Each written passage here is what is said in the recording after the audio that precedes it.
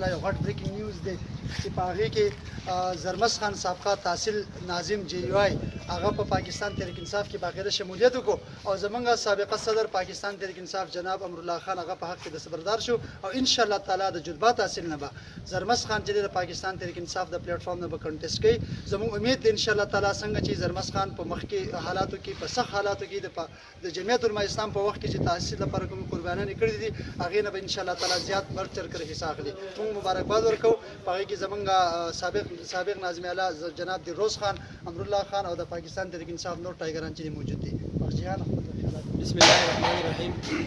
ملګرو رو رو بزو که هر څو ګرانه د لار بعضې کارونه په تلوار نه کېږي.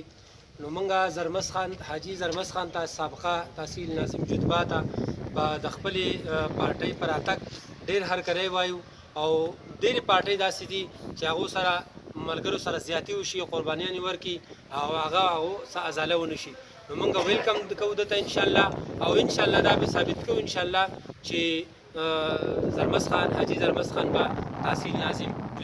چې د زرمس خان سابقه د جی وای تحصیل ناظم نن په پی ټی آی کې باقاعده طور باندې شامل شو. موږ تعالی مبارکباد راکوو، هرکلی درته وایو چې ته زموږ په دې د نوجوانانو او زموږ د دې پارټۍ ته راغلی دا تا قبوله کړه. دی به انشاءالله تعالی چې کوم امرالله خان ته ټکټ د پی ټی آی نه ایشو شوی دی امرالله خان د ده په حق کې موږ دستبردار کوو لکه دی به کېږي هغه ټکټ به انشاءالله تعالی د زرمس خان په نوم باندې کېږي. دی بلدیات 2022 کې به د جذبه تحصیل نه به زموږ زرمس خان امیدوار انشاءالله. لکه څنګه چې زرمس تا خبره وکړه چې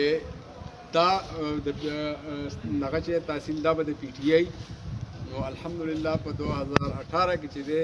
اوم دغه کار مونږ کړی او د دې دواړو نه مونږ ګټلی وو او د ضلع ناظم اعلی خو جوړ کړی وو بیا آینده به یې جوړوو انشاءالله. نو مونږ زرمس ته خوشامدید او هرکلی وایو د پی ټی آی ملګري او شانه به شانه به ورسره انشاءالله او د دې تحصیل ناظم اعلی به